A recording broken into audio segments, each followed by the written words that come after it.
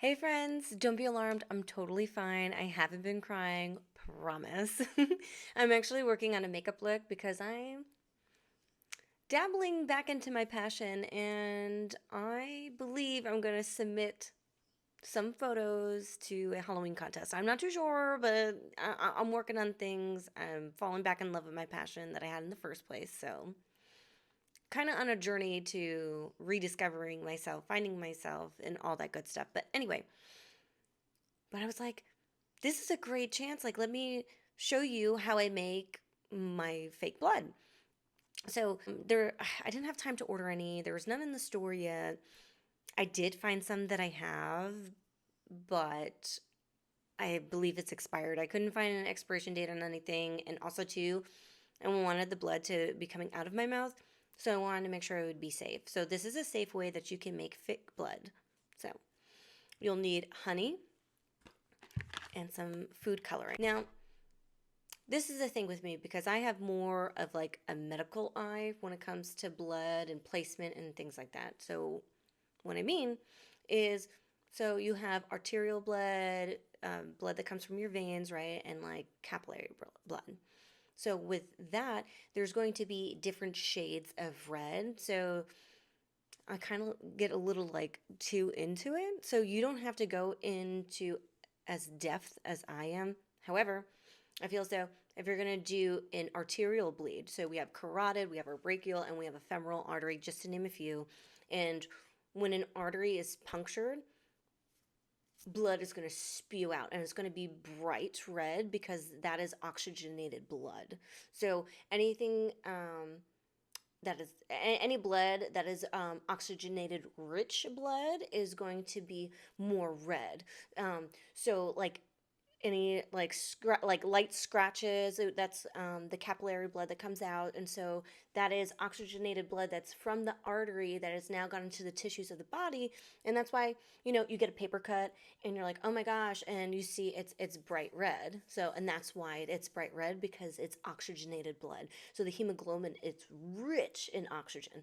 So, and the other thing I wanted to point it out is if you do more of a vein type of bleed, so if it's like in the wrist, veins typically have the deoxygenated blood, so it's not bright, so it's more of a darker color and it bleeds out more slowly.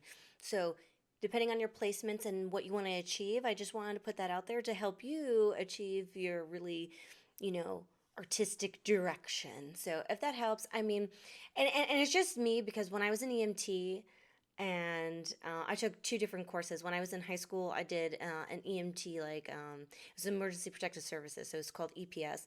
And I did half of the year as EMT, and then I did forensic science for the other half of the year. So in our EMT class, what they had us do was like watch movies and like TV shows that were, geared to medical field, and they would show that like, okay, you wouldn't use this, or this is not the type of bleed, like, or this is a perfect example of an arterial arterial bleed. Things like that. Sorry, when I get excited I stumble, I can't help it. So yeah, I thought that was like a little fun, add that into it. So here we are, and we're gonna make our fake blood now. I'm gonna end it there because I can go down a rabbit hole. We can go there. Oh, did I just hit the mic? I think I just hit the mic. Sorry. So you're gonna want some honey, and you're gonna want some food dye, like I mentioned, a bowl, some paintbrushes. If you have a stipple brush, oh, do I have it on hand here? I don't, but I do have my sponge. I wish I had it to show you. Okay, well, it's not in our cards today for it. But you'll see like these stippling brushes, and those are really good to like just add like texture to the blood, like very like, ooh, make it look a little bit more gory. Also, too, there's so many things. There's just so many things you can do. I'll put where you can fast forward for the ingredients. But so if you want to make the blood look a little bit more splattered and like, you can use, if you have your brush like this, you can use the bristles at the end, dip it, and just splatter it everywhere. Or you can take a paintbrush, one that's like more flat. It has a lot more bristles. This is more of like a detailing brush, so this is not going to really I mean, you can get like maybe like little spurts, little sprays, of blood there. So it's just so much fun. Or you can even go to the dollar store and they sell those little spray bottles. So if you want to make a mixture of, I wouldn't do it with honey because the honey is going to clog up the mechanism to let out the spray. So you don't want to do that. You could just simply add some water and some food coloring and then put it in the bottle and then spritz it all over. So if you want to like make the shirt look more gory and spritzed everywhere, just an idea. I'm sorry. I just get so excited talking about this stuff. So, all right, let me show you how to mix everything. Hi, me again. Don't worry, I promise I'm not going to talk too much. Okay, so we have our honey. And something I forgot to mention earlier because I was just yapping my head off. I'm so sorry. You might want to get some water too, just to play around with the consistency of it because honey is thick. So, measurements. I'm Italian, so all we do is measure with a lot of love and our eye. So I'm only just gonna do a little bit because I don't need a lot. So not even a teaspoon. Let's just go with that, okay? And so I'm gonna go with my food dye here. Oh, I love it. And then I'm just gonna do. Let's do 1, 2. That's how it looks. And then let's for funsies, because now you can like play around with color. So it's always good, whatever you do, it's always good to do a little bit because then you can always add more instead of doing a lot of it and then not being able to take away from it. So doing little by little, you can build yourself up and see how comfortable you are with whatever consistency you're doing. So I did 1 drop of blue. Now I'm going to take the end of my paintbrush to mix. Spoons. Okay, so this is where we're getting at. So I want to say when you get like this gel consistency, right?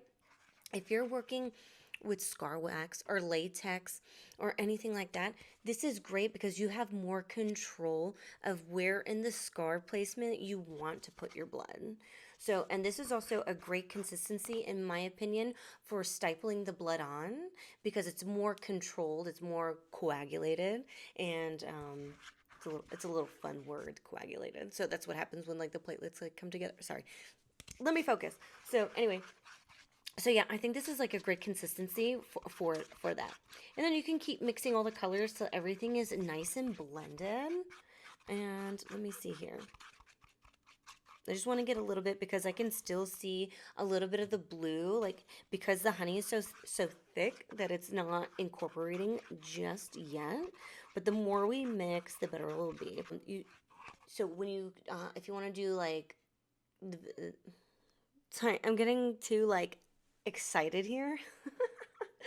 Okay, so your venous blood, right? That's the blood coming from the veins. Venos. The blood that comes from your veins. It oozes out slowly and it's darker because it has less oxygen. So when blood has less oxygen, it is darker. Let's see, can you see that? All right, so should we do a swatch? Let's do a swatchy swatch. Ooh. So yeah, so this type of consistency is great. And again, you can gradually add more color to it. So if you want to add more red, if you're like, oh, you know what, I want to go a little bit more brighter, or if it's too dark, now you can play around with it. So we have this, right? Now, the water I thought would be nicer of a consistency to make, because also too, if you're going to put this type of blood in your mouth, like your saliva is going to mix in with it as well. And so that's part of it. But if you want more of a visual, because I'm not going to just drool. Or will I? No. Okay, so let's just go with a smidgel capful. That's our measurement for, okay, that is more than a smidgel capful. Okay, so I'm going with like the bare minimum here. It's like my ex. No, I'm kidding. Well, that's a story for another time. Okay, so I mixed in the water. And now this type of consistency will be a little bit more pliable if you would like to see it. There you go. And there's tons of other ways to make fake blood. And if you would like to see more videos on that, I promise I won't be so yappy. Ooh, see, there we go. Got some more blood there. To don't forget the honey, right? Is going to give it an undertone because it's a warm, it's a golden color, so the undertone's going to be more warm. But this is what I have. I don't have the high fructose corn syrup.